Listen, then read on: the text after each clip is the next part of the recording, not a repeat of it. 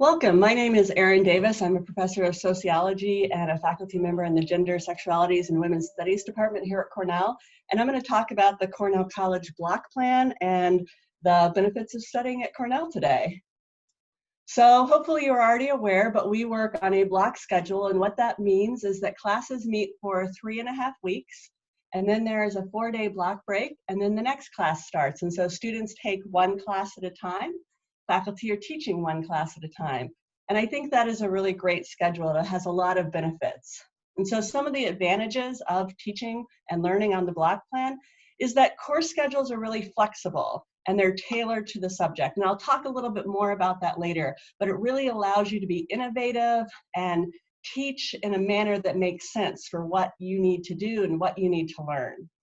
The other benefit is that there are really minimal conflicts between courses and music and athletics and whatever else you want to do when you're at Cornell, because classes meet, well, technically between 8 and 3, but most don't start until around 9 o'clock.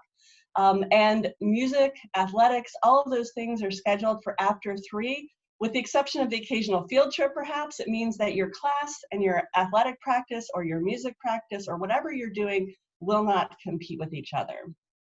The other thing that's great is that because we have small classes and we're meeting every day, classes are really engaged with each other. Students are engaged with each other, and they're engaged with me as the professor, and we really have a community feel, and so you get a real sense of community at Cornell. And that also allows us to really dive into things in the classroom. We can have deep discussions, hands-on activities. I teach a writing course occasionally, and I get to sort of give students time to actually write in the class and then share that writing with peers and then go back to revising. Right then and there, we can meet, we can talk. It's just a much more interactive, engaged experience. So I'm going to talk a little bit about a class that I teach, Cell Phones, Coffee, and Clothing. This is actually a team-taught seminar. As I said before, I'm a sociology professor, and I teach this with a geology professor. And we focus on social and environmental sustainability. And you might think, what does a person who studies people have in common with a person who studies rocks? Well, I'll tell you about that too. So we cover a range of topics: climate change, resource management, how we consume, alternative consumption, just a range of things. And sort of here's the way in which those two very different disciplines interact. So geologists study natural hazards. They look at things like groundwater and rock formation and a number of other things. And sociologists study people, sort of how societies are organized, how resources are provided. And so when we think about disaster, we look at the intersection between natural hazards and vulnerable systems, sort of what's going on in the environment and what's going on in people. And so again, if you have a fire and it's out in the forest and there's no one around, it's not a disaster. It might just be, you know, the sort of earth regenerating itself. But when you have people, right, we've heard a lot about fires in Colorado and out in the West, even in Australia, then you have disaster. And so we talk about issues like that. So for example, and there's a lot going on in this slide, so don't worry about that. But one of the things we look at is sort of how, again, these hazards intersect with vulnerable populations. And so at the bottom graph, it sort of shows vulnerability to hurricane force winds. So if you see the coastal is all sort of dark blue, that's where the hurricanes are most likely to impact. But those dark red areas are where there's vulnerable populations. And so how the hurricane and the vulnerable populations meet. And so in our class, we have students develop maps like this. They might look at the effect of volcanoes in Hawaii, or flooding in the Midwest, or fires out in the West, or various other things. And they develop their own maps and they think about this. For example, if you look here along the Mississippi River, you see these sort of dark pink areas. That's at a low risk of hurricanes, but if you were talking about flooding, that would probably be dark red because you have high vulnerability, and when that Mississippi floods, that would be a high risk area. So you'd have natural disasters occurring there. We also have hands-on experiences. And so one of the things that's really nice when you're on the block plan is you can kind of mix up different methods of teaching. And so you might have a lecture, a discussion. For example, geology professor might lecture about how groundwater works. And then we might have a discussion about groundwater and drought. It was really interesting. Last time I taught this class, we had students from Iowa who lived in farming areas who'd never really thought about water because we have a lot of access to water, talking with kids from California who have dealt with drought. And so having the ability to sort of have the lecture, understanding how it works, but then have the time to really discuss what that means and what that means in people's lives was really great. And so you can have a lecture, you can have a discussion, you can have active class engagement and lab work. You can have, you have time to have a speaker or a film, and then also have time to talk about it. You're not stuck with sort of the 50-minute class period to try to jam everything in. You're sort of in there for as long as it takes. So you might have a class that meets for, 2 hours in the morning and then has a lunch break and then comes back and does a lab in the afternoon. You might have, a longer period where you have a speaker come in and then have time to discuss it. As I said before, you can make the day flexible for what you need and whatever needs to happen in that moment to sort of best facilitate the learning process.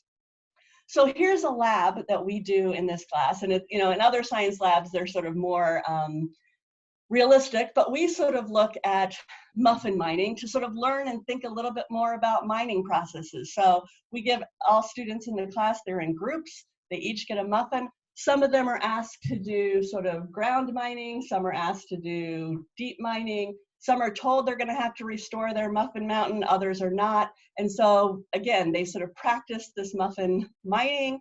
We then talk about sort of how different techniques of mining are more or less efficient in getting ore, or in this case, blueberries. And then we talk about the difficulties of restoration depending on the different kinds of practices and expectations they had going in. So this is just, again, a really good hands-on experience to understand some of the larger issues we've been talking about.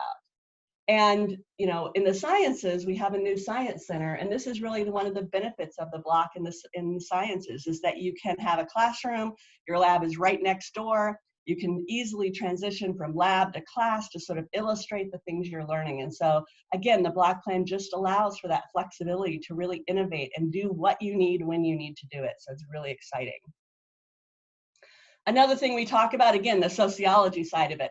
How does the way in which we structure society impact our consumption? And so one of the things we talked about is planned obsolescence. And so in the mid-1920s, there was alliance among light bulb manufacturers to sort of have a light bulb that burned out more quickly so that they could sell more product.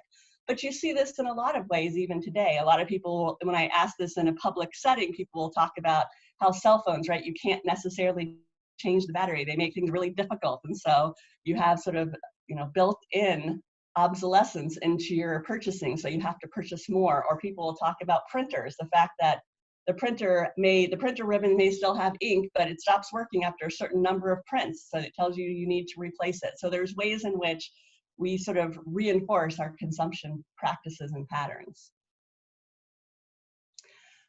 The other thing about the block plan is nice is that you get to sort of get off campus occasionally. You have the time to schedule the day the way you want. And so in this class, we take a couple of field trips. And one of them is to the Linn County Solid Waste Agency, which I think sounds like a strange place to take a field trip, but it's actually a really great location. We get to see sort of the consequences of our consumption. And the Linn County Solid Waste Agency does amazing things. They have a recycling and a reuse program. They do a lot to try to promote sort of sustainability. They have a butterfly monarch prairie that they're growing for restoration. They just do a lot of great things. So they really students really get to learn sort of, again, the after effects of consumption and the ways we can sort of try to mediate some of that. We also take them to a community-supported agriculture farm that's nearby to talk about alternative forms of consumption. So this is actually, the farmer used to be a biology professor at Cornell and now does full-time farming and has sort of a farmer's market share thing in the summer. And so it's really incredible. Again, I said we have these students who come from farms, sometimes in Iowa, and they think, why are we out here on a farm? This is my everyday life. But then you have kids who've never had, fresh vegetables right off the vine, and it's an amazing experience. And they get to wander the farm, they get to talk to the farmer, they get to talk to each other. It's just, again, that hands-on learning experience that gives them a whole nother perspective. And then finally with this class, because we have the flexibility of the whole day, the very last thing that they do in the class is we schedule the class meeting over lunch on the 18th day of class, and they present work that they've done in the class to the whole community. So for this class, each group picks an object and talks about the life cycle, from the production, say if they pick a cell phone, from how cell phones, the materials get created to become a cell phone, to the use of the cell phone, to the sort of consequences of either reusing, recycling, or throwing away the cell phone, and the implications of that. In 18 days, they have become the expert, and they're presenting their expertise to the campus community. And in this photo, you can see the president, you can see members of our Center for Teaching and Learning, you can see other professors, you can see other students who are learning from these students who just basically learned this in 18 days and are now the experts. And so it also creates this really meaningful opportunity for them not just to write a paper that only I will read, but share their knowledge with other people. And I think that's just a great opportunity, a great illustration of what you do in real life. And in many ways, the block plan is like real life, because you don't have the ability to always sort of spend 16 weeks doing something. Often, you know, if you're at work, people want things right away. You have projects, you have things to do. So you're doing that, but you're also multitasking. You know, our students are athletes, they're musicians, they're involved in a number of activities. So you get both sort of the need to sort of schedule your time, but also get things done. And I think that really reflects the real world. In addition to on campus, we also do a number of things off campus. And so I've taken students to Japan on off-campus courses. We have a number of off-campus courses in a number of areas. And so this is a group of students in Japan. You can't see it in this picture, but they're doing tea ceremony, and right off the screen is a 600-year-old fir tree that they're sort of observing, and they get sort of that experience of being in the place, learning about the culture, learning about the history. What's nice about off-campus courses is there's a range of them. So we have off-campus courses in all of the disciplines. So if you're a scientist, we have courses that go to the Bahamas and go to Belize to do sort of independent research and study projects and course projects. We have humanities courses. For example, this year, we were planning a course to Spain. It was a religion and Spanish course where they would have done pilgrimage on the Camino hiking. That course, because of current circumstances, is being postponed and will be offered Block 2 next year in October. And so we'll have students out hiking the Camino. We have courses, again, in the arts. We have a course that goes to Chicago for the theater, goes to New York to watch theater. We have a lot of opportunities. Some of those courses are open to anyone. So this Japan course that I offer is an introductory level course. And so I have students in the sciences and the humanities and the social sciences all participating in this course to learn about Japanese culture. The course to the Bahamas that I was talking about for the sciences, that's an upper level course, so it's a majors course. But there's lots of opportunities both in your major and just more generally to explore. And so every year we have about, anywhere from 10 to 15 courses or more off campus that students can go and explore the world. That also includes courses that are more local. And so we take students, like I said, to Chicago. We have a theater course in Chicago. I have this course in Chicago that we only go for 2 weeks, so we don't necessarily need to be there the whole block. We spend the first week on campus learning about sort of family and family policy. Then we spend 2 weeks in Chicago talking with different social organizations about how they support families, how they sort of address social needs in their community. And so it's a really good opportunity. Then we come back to campus and we spend the last part of the course on campus, again, thinking about what we learned and connecting sort of what we experienced with sort of the theories and readings that we've done ahead of time. So those are sort of some great opportunities. When I'm doing this in person, people often ask sort of, what are the benefits of the block plan and what are the sort of weaknesses? And I don't know if it's a weakness, but there definitely are courses that are a little bit more challenging to teach on the block plan because of the time. And so in my discipline, probably the most difficult class to teach is research methods. We do research methods in 18 days. They're learning how to use a statistical analysis program. They are developing their research problem, their research question. They're figuring out what they're doing on day 2. They're writing a literature review by the end of week 1, and then they're doing their own data analysis and developing a sort of research paper in 18 days. So it is a challenging course, and students are sort of working hard in that course.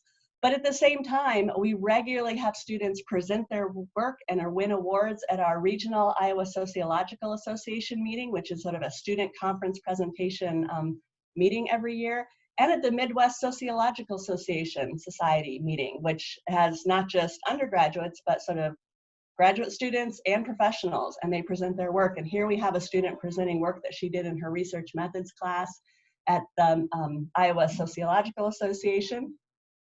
Here we have a student who presented again their research methods work at the Midwest Sociological Society meeting. And as I said, students win awards. And so this is a group of students who won the Best Criminology Paper Award. We have students who win the Best Theory and Methods Award. We have students every year who win awards at the Iowa Sociological Association for their research. So even a challenging course is successful on the block plan and can really work to give students the experience they need. So those are sort of the overview picture of Cornell on the block plan. So if there are questions, I think there's some questions that parents and students usually have.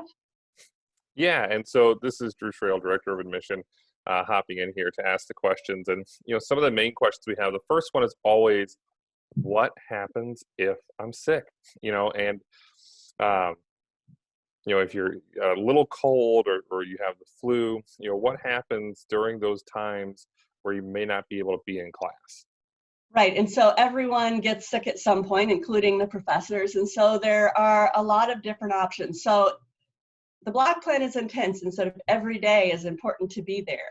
But we also recognize that people get sick, and so as professors, I work with those students. And if they have a cold for a day, or if they have the flu, I don't want someone who has the flu in my class. I don't want to get the flu.